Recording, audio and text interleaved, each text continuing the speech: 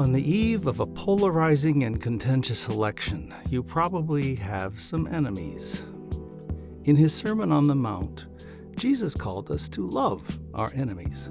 But to do so, we have to acknowledge that we have an enemy. Only then can we grapple with their actions, invite them to lay down their animosity, and open a path for healing, reconciliation, and unity. Join Sycamore Creek for this 5-week series to learn from Jesus how to have an enemy.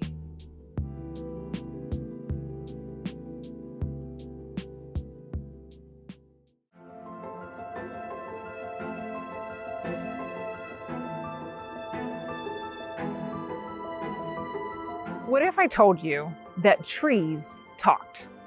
Peter Wolleben is an arborist who has studied trees and found that their lives are interconnected in kinship systems.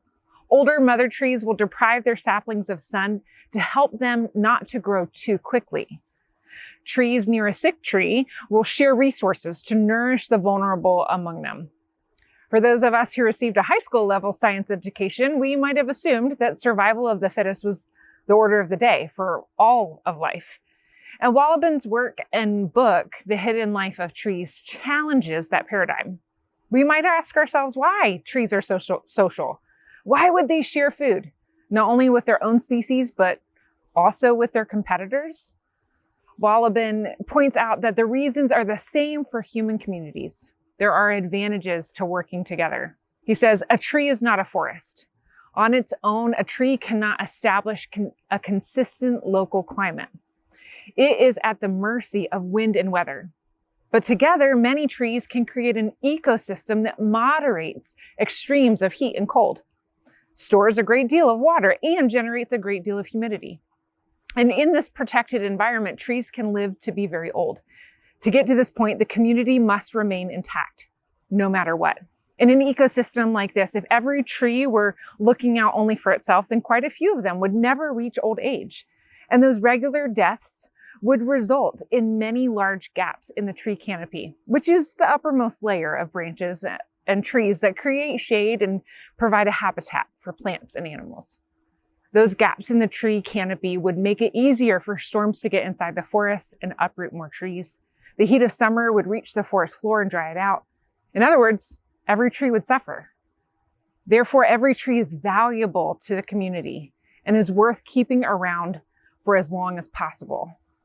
Their well-being depends on their community, and when the supposedly feeble trees disappear, the others lose as well. This glimpse into the hidden life of trees is a mirror to humanity. Our well-being depends on our community. When the supposedly feeble among us disappear, we all lose. Our lives are interconnected. Melissa Flora-Bixler says this is a good life. This is what a good life is.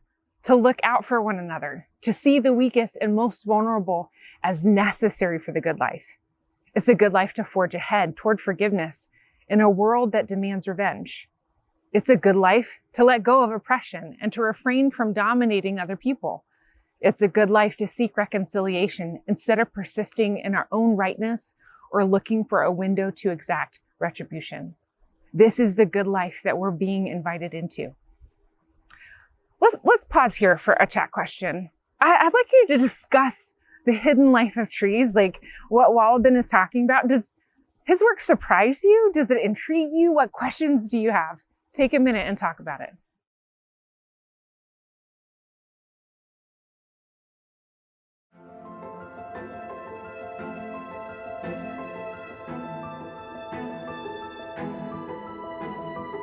Today we're wrapping up our series, How to Have an Enemy, based on the book of that name by Melissa Flora-Bixler.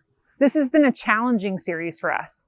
We've wrestled with the idea throughout the series that if Jesus tells us to love our enemies and pray for those who persecute us, then Jesus must expect us to have enemies. Jesus assumes that we will have very real enemies in our lives. Jesus doesn't call us to claim we no longer have enemies. Instead, he shows us how to have enemies well. We've learned that having enemies well means that we pray for them, that we use anger in a disciplined way, that we end the cycle of retributive justice that meets violence with violence. And today we're talking about the end of enemies. We have hope that one day we'll see the end of enemies. The last book in our New Testament is called Revelation. It's a revelation or a vision that was recorded. And this book is traditionally attributed to John, who recorded the book while he was exiled to the island of Patmos. And in that book, he said, "And I heard a loud voice from the throne saying, 'Look, God's dwelling place is now among the people, and God will dwell with them. They will be God's people, and God himself will be with them and be their God. He will wipe away every tear from their eyes. There will be no more death or mourning or crying or pain, for the old order of things has passed away.'" God will wipe every tear from their eyes. There will be no more death or mourning or crying or pain. Pause there for a second. No death or mourning or crying or pain. I don't know about you, but 2024 has been a difficult year for me. I imagine that one day I'll be able to share about what made this year challenging. I'm not there right now. But for today, what I want to share is that there has been a lot of crying and pain in my life this year. So when I hear that one day God will wipe away all of my tears, I sense compassion and care from God. I think God sees me in this and cares. When I hear that there will be no more mourning or crying or pain, it feels like something loosens in my chest and I can breathe a bit easier. What about you? How does it hit you to consider that one day God will wipe away our tears and there will be no more death or mourning or crying or pain? He'll wipe away their tears and there'll be no more death or mourning or crying or pain, for the old order of things has passed away. The old order of things has passed away. For our sakes in this message, we might say that the old order is the way of enemies, and the old order passing away is the end of enemies. Now, we're going to spend some significant time in Revelation today, and it might be helpful to think of Revelation like political cartoons. When we see a political cartoon with an elephant or a donkey, most of us know that they represent Republicans or Democrats, respectively. When we see something with blue or red in the context of a political joke, we understand that it's referring to something. In this cartoon, we know that Twister is a game designed to contort you and make you fall. But if you took this cartoon and tried to make sense of it in a couple hundred years or 2,000 years, it would be a challenge, to say the least. Revelation uses some of those same cultural shortcuts. There are images that John calls on that the readers of his time would understand, but that we need to do a bunch of extra work to make sense of. Revelation chapter 6 describes seals in heaven being opened and 4 horsemen. Now, in lay terms, there are scrolls that have been wrapped up and sealed, and those scrolls are being opened. In this chapter, the first 6 out of 7 scrolls are opened. And when the first 4 scrolls are opened, a horse and rider appear and run through the earth. Now, as an aside, lots and lots of time and attention has been given to Revelation, and not all of it has been good. The thing is, when you read these words as a prophecy of the coming apocalypse, and then you start to look for who will be receiving judgment, it's easy to believe that you're probably not going to be the one who's receiving judgment. And so it sort of becomes self-justifying. Flora Bixler, she notes that this is theological trickery. It's manipulating the text to try to make John's words into warnings or omens about the future with clear victors and clear losers. When these 4 horsemen are released into the world, there's no indication that they're taking time to sort through who's been faithful and who's been faithless. Albrecht Dürer was a German artist who created a woodcut depicting the scene of the 4 horsemen. He was born in 1471 and died in 1528.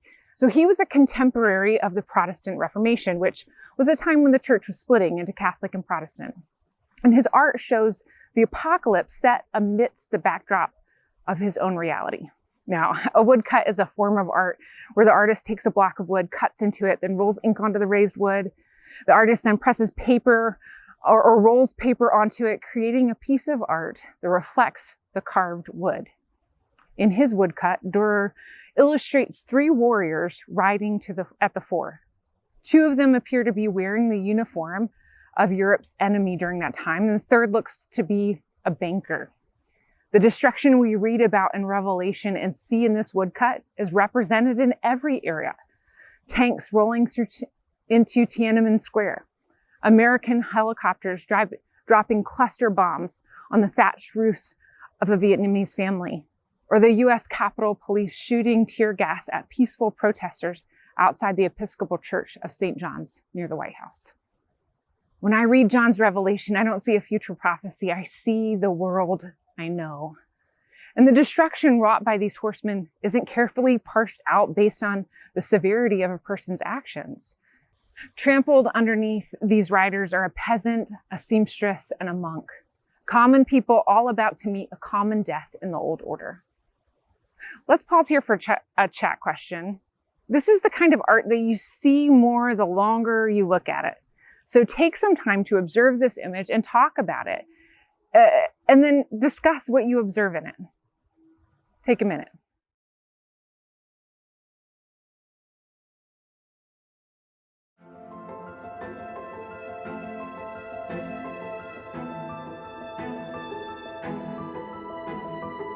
So these people who are trampled under the horses, they're bound up in mutual destruction. True peace requires all of us to work together. These four horsemen reveal the old order to us, the path of mutual destruction. And so from then we can look and discern the path to the end of enemies. Now, this first rider, it says, I looked and there before me was a white horse. Its rider held a bow and he was given a crown and he rode out as a conqueror bent on conquest. So where Durr's historical backdrop is the Protestant Reformation, John's is the Roman Empire. And the Roman Empire was marked by what we call the Pax Romana, the Roman peace. This 200-year time period, which started about 25 years before Jesus was born, was largely regarded as a time of peace and economic prosperity. But as we'll discover, there was more that meets the eye.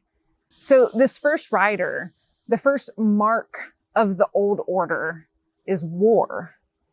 The peace of the Roman Empire, the peace of Pax Romana, had limits. At her borders, foreign enemies raided and attacked Roman outposts. The imagery of this horse and rider holding a bow and riding out bent on conquest is the image of war. Flora Bixler draws a connection to the fragility of Roman's peace, or as she put it, prospering in the Pax Romana was a false hope. Whew. I think I can see how that kind of false peace might play out here in the States. We can largely feel like there's peace around us. I mean, I know that's not true for everyone in the States, but most of us in this room or listening probably aren't concerned about gun violence or war landing on our doorsteps. But our nation has been engaged in numerous military conflicts in the last couple of decades. And I'll admit to you that I'm uninformed about our military activity in the world. I don't know where our troops are deployed to right now or what kind of conditions they're facing. I benefit from the false peace of the United States empire. Then another horse came out, a fiery red one. Its rider was given power to take peace from the earth and to make people kill each other. To him was given a large sword. The second rider has a sword and is given power to take peace from the earth and make people kill each other. Flora Bixler writes that John is moving from external threats of violence to internal threats, from the borders to the neighborhoods. She notes that the cost of this so-called Roman peace was hypervigilance against insurrection, marked by suppression of religious minorities and mass executions. I would summarize that the suppression of religious minorities and internal violence as being a kind of forced assimilation. The second mark of the old order is assimilation. The things that made different groups of people unique were suppressed with violence in order to maintain that fragile Roman peace. Again, this is a false peace. This is the absence of violence, but it's not the presence of peace. And when I reflect on how I see this showing up in the States, I think about the post 9/11 reaction to Middle Eastern immigrants in the US. From microaggressions and antagonism to violence and terror, many people in the States believed that maintaining peace meant suppressing those with different beliefs and backgrounds. I looked and there before me was a black horse. Its rider was holding a pair of scales in his hand. Then I heard what sounded like a voice among the four living creatures saying, 2 pounds of wheat for a day's wage, and 6 pounds of barley for a day's wages. And do not damage the oil and the wine. So here we have a set of scales and somebody yelling about wheat and barley. This rider is about economics. This is about food and the marketplace. If you purchase 2 pounds of wheat or 6 pounds of barley, you need scales to measure out those goods. We might say that this rider represents scarcity in the old order. John was writing to people who were both prosperous and very poor.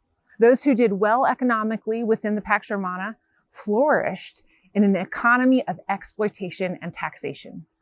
Food was available, but for day laborers, a full day's wage purchased only 2 pounds of flour. The Pax Romana could not stave off malnourishment and starvation. I don't think it's difficult to imagine how this plays out in our contexts. Providing universal free lunch for school children is controversial in many places. Food insecurity is a source of shame for many people. Meanwhile, food waste is incredibly high. I looked, and there before me was a pale horse. Its rider was named Death, and Hades was following close behind him. They were given power over a fourth of the earth to kill by sword, famine, and plague, and by the wild beasts of the earth. John says this rider is named Death and is given power to kill by sword, famine, plague, and wild beasts. The fourth part of the old order is death. Death is the force behind all of the destruction of the old order. It's the acting force within the Pax Romana. The truth is that no matter where you are in the social order of the culture, death is inevitable. We meet death, the true force behind the impotent God of peace who achieves wealth and prosperity through slavery and sword. The old order marked by the false peace of the empire is ultimately driven and fueled by death. The Roman peace is a false promise that demands full participation. It runs on revenge and retribution. We often think of God's wrath as being retributive justice. We think that God is paying us back for our wrongdoing, but what if God's vengeance is really just God turning us back over to the old order? God letting us experience the destruction of our own creation? Because this is where we find death, within the logic of retribution. Over and over, we see in Revelation how this is mutual destruction, and God in anger releases us back on ourselves. John's vision of the four horsemen is not designed to explain suffering or evil, or to help enlighten us about the relationship between God's action and human will. The four horsemen are an admonition, as they are in every age, of the catastrophe human beings bring to creation. There will be few survivors of the old order. If we're unsettled, then John's revelation has done its work. These four riders that describe the old order are an invitation for us to step back and reflect on our own participation in the old order. They invite us to face the consequences of alignment with the empire. Let's pause here for another chat question. Where have you seen these riders, war, assimilation, scarcity, or death, at work in the world? Take a minute and talk about it.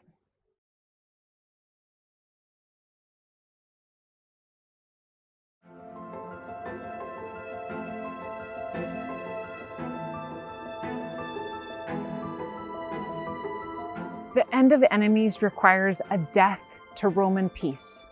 It's the end of false peace that depends on war to protect its borders, assimilation to deter insurrection, and scarcity to profit the rich.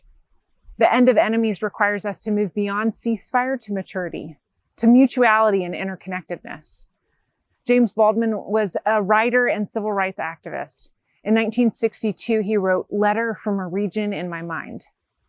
This essay was saturated in warning and hope for the people of his day, and he reflects on the apocalypse of racial violence and destruction around him.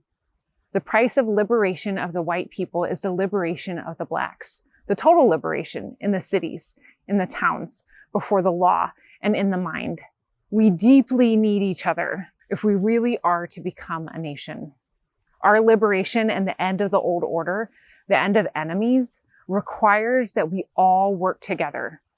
Like trees whose roots are connected, who shield one another and nourish one another, we must also claim our own connectedness. The book of Revelation is preserved for us so that in every generation, we awake from our sleep, pulled out of moderation and moved into a form of life where if we live as Jesus lives, we will stand against the work of death in its brutal and benign forms. Every generation has an opportunity to use Revelation as a mirror. Instead of trying to figure out who will be on the receiving end of God's vengeance, we can see ourselves in the reprimands and then make a choice.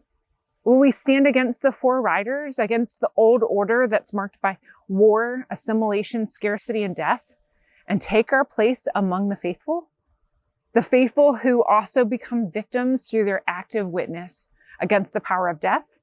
Or will we continue to go along to get along within the peace of quietism and conformity? And here's where it all comes back to the Sermon on the Mount. For most of my life, I read the Beatitudes as instruction, a mild, if not righteous, scolding. These words of Jesus changed when I began to read them as description rather than prescription. Description, describing a current reality rather than prescription, telling us what to do, presumably, in the future. Flora Bixler asserts that Jesus is not outlining expectations of the people who hear them, but he's sharing an acknowledgement of their current reality. These words describe those who are forced down, weighed down by economic and political repression. They describe those who are kept to the margins of society, run over by the old order. What if the Beatitudes describe those who are harmed by false peace or who stand against it and the freedom they ultimately find?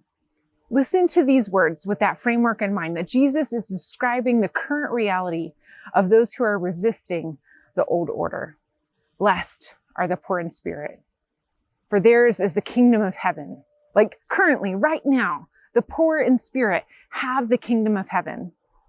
Blessed are those who mourn, for they will be comforted. Those who are mourning receive God's comfort. Blessed are the meek, for they will inherit the earth. Blessed are those who hunger and thirst for righteousness, for they will be filled. Blessed are the merciful, for they will be shown mercy. Blessed are the pure in heart, for they will see God. Blessed are the peacemakers, for they will be called children of God. Blessed are those who are persecuted because of righteousness, for theirs is the kingdom of heaven. Blessed are you when people insult you, persecute you, and falsely say all kinds of evil against you because of me. Matthew writes these words for the poor, for the ones who have been told, there's no place for you here, for those who have been forgotten and left behind. Jesus sits beside them and says, you are in the good life, in the perfect place, the good life for you and the good life for others. And when these people find one another, when they're united in love, Jesus' love begins to unfold all around us. Like a thriving forest, our roots will become entwined and our growth will depend on each other. And we'll find the end of the old order, the end of enemies, the defeat of the four riders, when God's dwelling place is among us.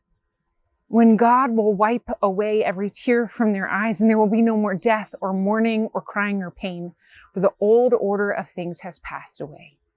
This is how we find the good life, to look out for one another, to see the weakest and most vulnerable as necessary for the good life. It is a good life to forge ahead toward forgiveness in a world that demands revenge. It's a good life to let go of oppression and to refrain from dominating other people. It's a good life to seek reconciliation instead of persisting in our own rightness or looking for a window to exact retribution. If we live out this good life, we'll start to look different from everyone else. It will get us into trouble. Jesus tells the people listening to him that. But it may even get you killed one day. But the people who need to find you will be able to make their way to you because you'll be lit up like a city on a hill. You'll be like a thriving forest, roots connected in an ecosystem of mutual care and protection. You are in the good life. Blessed are you.